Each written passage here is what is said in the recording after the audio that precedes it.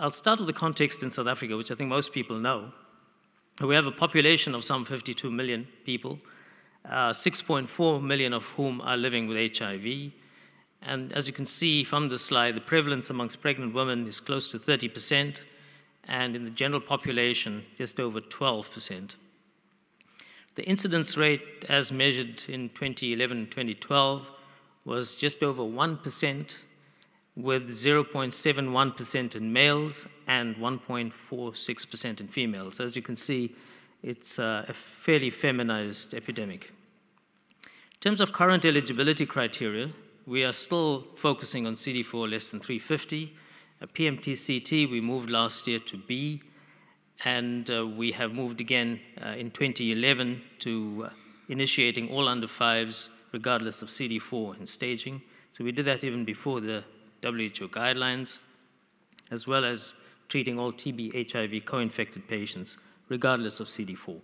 We have at least a 63% co-infection rate between TB and HIV, with a fairly significant TB burden, with over 350,000 new cases of TB annually. With respect to the overall prevalence, this shows by province, and as you can see that there is a fair amount of variation across the 9 provinces in South Africa, with the lowest being at around 5% and the highest close to 17%, which means, of course, that we will have to have a slightly differentiated response, even in a generalized epidemic. With respect to age and sex, again, you can see that females are infected at a much earlier age, and clearly this has implications for implementation. And this slide shows that females between 15 and 24 are more significantly infected than males at the same age. You can see males catch up as we get older, but much older. This is a slightly busy slide, but it shows exposure to antiretroviral treatment among individuals living with HIV by age, sex, race, and locality, rural and urban, in South Africa in mid-2012. And again, you can see variation by male and female. Many more females are on treatment, largely because of the PMT-CT program. And again, you can see that, as Annette mentioned earlier, those between 15 and 24 have significantly less access to treatment than those between 0 and 14. And I think this is a problem worldwide and clearly has implications for what we need to do as we scale up. And again, if you look at locality type, you will see that if you're living in an urban informal or rural informal type of setting, you are more likely, less likely to have access to antiretrovirals.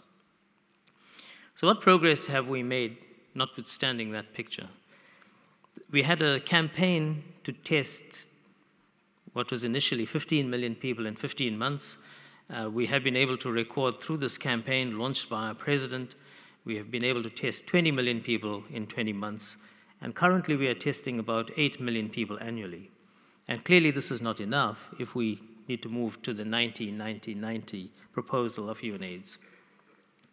With respect to treatment, treatment is initiated at primary care level by nurses, and we've been doing this since 2009. As a consequence, we have integrated our HIV program with our TB program, and for us that's particularly important because of the significant co-infection rates. But treatment is now available in some 4,000 facilities in South Africa. The consequence of that is that we have been able to put large numbers of people on treatment. However, even though our eligibility criteria stands at 350, most patients, well, patients on average, initiate at CD4 200. With respect to pregnant women, we have significantly high access to antenatal care and therefore significantly high treatment of people who are women who are pregnant, and more than 90% of pregnant women are tested during antenatal care, and more than 80% of them are on treatment. We introduced the fixed dose combination in April 2013, and we have currently, of the 2.5 million people on treatment, more than 1.2 million on fixed dose combination. And we are quite pleased to be able to report that our drug costs have declined significantly over time. And I've been noting the amount paid by my colleague from India, and quite surprisingly, South Africa is paying even less than India per person per year for fixed dose combination. We're paying about $100 per year compared to the $150 in India. In order to decant stable patients from our healthcare facilities, which are quite crowded, as you would imagine, we have now started a courier system couriering drugs to stable patients to either their homes or as close to their homes as possible. And we think we need to do more of this in order to initiate new patients. We have significant domestic investment in our treatment program, so we are significantly less reliant on the donor community, even though the donor community plays a very important role in innovation in South Africa.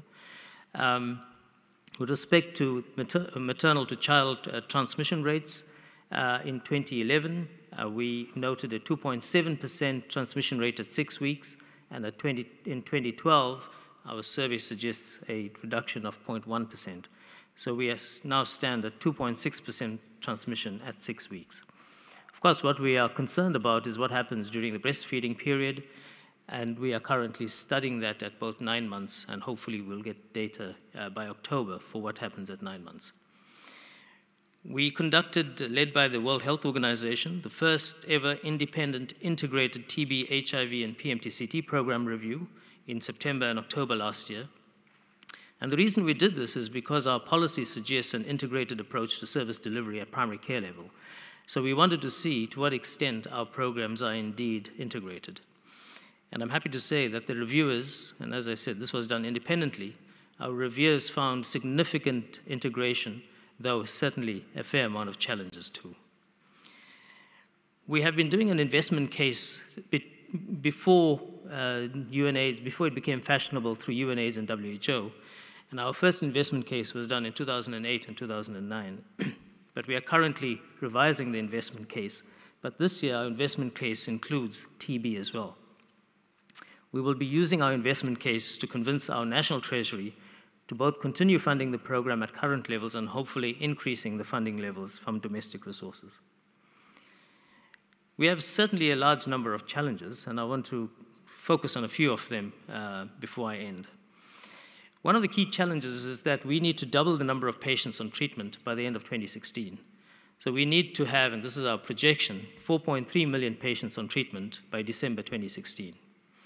As you can imagine, almost doubling the number of patients that we currently have is going to put an enormous strain on a currently poorly functioning or relatively poorly functioning health system. So we'll need to figure out how best to do this and how to change the service delivery platform to double the number of patients in treatment. As I said, we have overworked health workers and burdened health facilities, so we need new models of service delivery, which we are currently focusing on developing. With respect to testing rates, especially for children and men, we have significantly lower testing rates for children and men compared to women. We clearly need to increase testing rates and improve linkages to treatment, and care needs to be strengthened. The percentage of adolescents and young people on treatment needs to increase, and I think Annette provided some data on that, and clearly this applies to South Africa as well. Now, a major challenge for us as we ramp up and as we try to keep people in care is our ability to retain people in care. And this is the latest data we have, both from real and modeled data from HERO in South Africa, which shows at 6, 12, 18, 24, up to 72 months, what we think is happening with retention in care. And as you can see, at 36 months, we have a 63% retention in care as our midpoint case. And this has been supported by data we collect routinely in our data collection system on the ART program called TIA.net. So at 36 months, we have about a 40% loss to follow-up. And this, of course, is of significant concern. So what are the next steps? And this is going to be my last slide. We need to consider the full implementation of the WHO 2013 guidelines, and my minister will be presenting his budget speech on Wednesday, in which he may well make some announcements with respect to full implementation of WHO 2013 guidelines. We need to consider PrEP for sex workers. We have significantly large numbers of sex workers, and the prevalence rates among sex workers is significantly higher, like in most other countries.